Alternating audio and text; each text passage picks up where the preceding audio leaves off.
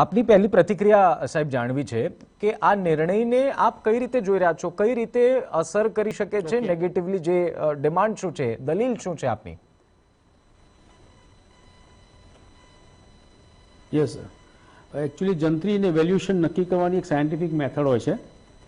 તે મુજબ જે વિસ્તાર હોય તેમાં છેલ્લા 3 વર્ષના થયેલ દસ્તાવેજની એવરેજ વેલ્યુ, પ્લોટનું લોકેશન, એના રોડ ઇફેક્ટ વગેરે જોઈ અને ઘણા બધા ક્રાઇટેરિયાથી નક્કી થતી હોય છે. આ રીતે છેલ્લા 12 વર્ષથી જંત્રી વધી હતી તો વધારવી તો આવશ્યક છે, પણ એ સાયન્ટિફિક મેથડ એટલે કે વેલ્યુએશનથી જે પ્રોપર મેથડથી થવું જોઈએ એ અધૂરું રાખી અને એડહોક કર્યું છે, જેમાં ઘણા બધા પાસા જોવાના સરકારથી સુધારો કરવા પડે એવા અમારા માગણી છે. અચ્છા, એટલે કઈ મેથડ પ્રમાણે જો વાત કરીએ શાહ સાહેબ, મેથડ પ્રમાણે વાત કરીએ તો આ જંત્રી કેટલી વધવી જોઈએ અને જંત્રી વધારવી શા માટે જરૂરી છે? કે આપણે કીધું કે વધારવી જરૂરી છે, ચલો સમજી શકીએ, પણ આજે સાયન્ટિફિક મેથડની આપ વાત કરો છો, કઈ એ મેથડ છે એ પ્રમાણે તમારું શું કેલ્ક્યુલેશન બેસે છે? હા, સાયન્ટિફિક મેથડ એ એવી છે કે છેલ્લા 3 વર્ષમાં જે એરિયામાં દસ્તાવેજ થયા હોય એનો એરિયાનો એવરેજ સેલ વેલ્યુ જે કાઢવાની હોય, જુદા જુદા ઇન્સ્ટન્સીસ લે, એની એવરેજ સેલ વેલ્યુ કાઢે, પ્લોટના લોકેશન કે નિયરર ટુ રેલવે સ્ટેશન કે બસ સ્ટેશન છે કે હોસ્પિટલ નજીક છે કે નહીં, કેવું લોકેશન છે, એના પ્રમાણે એના ક્રાઇટેરિયાથી એના રેટ્સ નક્કી થતા હોય છે. અચ્છા, પ્લોટ માટેની જે જંત્રી છે છેલ્લા 10 વર્ષથી નથી વધી. નો ડાઉટ અમુક ઘણા કિસ્સાઓ એવા છે કે જેમાં જૂની જંત્રી જે છે એ જ ઊંચી હતી. હવે એના ક્રાઇટેરિયામાં સીધી ડબલ કરવાથી એ માર્કેટ વેલ્યુ કરતાં પણ અમુક કિસ્સા એવા છે કે જેમાં જંત્રી ડબલ થઈ ગઈ છે. એક કિસ્સો તમને નાનો ઉદાહરણ આપું, વોલ સિટી એરિયાનો. વોલ સિટી એરિયામાં એક 32,500ની ખુલ્લી જમીનની જંત્રી છે. આપણે અમદાવાદ વોલ સિટીની વાત કરીએ તો એ ડબલ થઈ જાય એટલે 64,000 રૂપિયા થાય.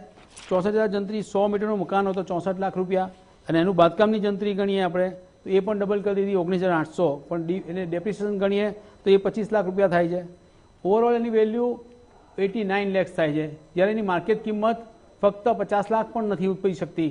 આવા કિસ્સામાં જે વોલ સિટીના એરિયામાં જે કંઈ બી મકાનો છે, અમદાવાદની વાત કરીએ તો એ જંત્રી એટલી બધી વધી ગઈ છે કે જે અનરિયલિસ્ટિક થઈ ગઈ છે. અચ્છા સેક્રેટરી સાહેબ, એક સિમ્પલ લેંગ્વેજમાં આપણી પાસે એક વાત સમજવી છે. બીજી વાત કરી, સિમ્પલ લેંગ્વેજમાં એક વાત સમજવી છે. જે લોકો ઘર લેવા ઈચ્છી રહ્યા છે અથવા જો નવા ફ્લેટ્સ બુક કરાવવા ઈચ્છી રહ્યા છે કે નવું ઘર લેવા ઈચ્છી રહ્યા છે, એને શું ફરક પડશે આ નિર્ણયથી?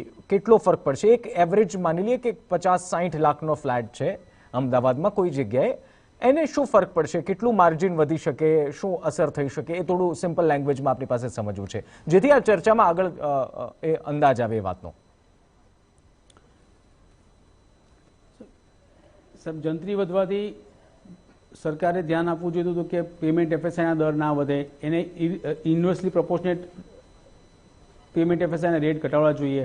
જો એ ના ઘટે તો પેમેન્ટ એફએસઆઈના ચાર્જિસ જે છે, ડેવલપમેન્ટ ચાર્જિસ રિયલ એસ્ટેટ લેવલે વધી જાય અને એની ડાયરેક્ટ અસર ભાવ વધારા પર આવે, જેથી કરીને પબ્લિક એટલા જે મોદી સાહેબ, નરેન્દ્ર મોદી સાહેબ, પીએમ સાહેબનું સપનું છે હાઉસિંગ ફોર ઓલ, તે એફોર્ડેબલ હાઉસિંગ વગેરેની જે કંઈ બી ગતિ છે ધીરી પડી જાય કિંમતો વધતા, પ્લસ જીએસટી એટલો વધે અને સ્ટેમ્પ ડ્યુટી એ પ્રમાણે વધે, એટલે વ્યવસ્થિત જે કંઈ બી પબ્લિક એટ લાર્જ છે એને કોસ્ટ ઇમ્પેક્ટ ઘણી આવી શકે છે.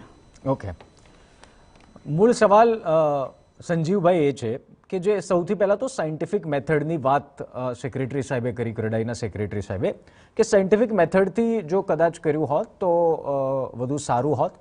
અને બીજો એક સવાલ એ છે કે શું સરકારે આ નિર્ણય લેતા પહેલાં તમામ વર્ગોને ધ્યાનમાં રાખ્યા હતા ખરી? કારણ કે જે રીતે આપ એક્સપ્લેનેશન પહેલાં સવાલનું આપી રહ્યા હતા એ પરથી મને લાગે છે કે સરકારને તિજોરી ભરવામાં સ્ટેમ્પ ડ્યુટીની આવકમાં વધારે રસ છે, એ વાતમાં રસ ઓછો છે કે લોકો પોતાનું ઘર આસાનીથી લઈ શકે?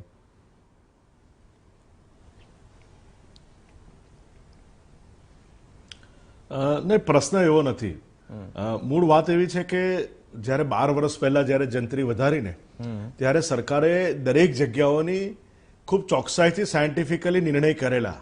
તમે સમજો કે જેમ નીલમભાઈએ કહ્યું કે છેલ્લા 3 વર્ષના દસ્તાવેજો લેવા જોઈએ, તો છેલ્લા 3 વર્ષના દસ્તાવેજ અત્યારે કયા આવે તો જૂની જંત્રી આવે, કારણ કે જંત્રી વગરના દસ્તાવેજો માન્ય થતા નથી. એટલે એ સાયન્ટિફિકલી મેથડમાં આવતું નથી.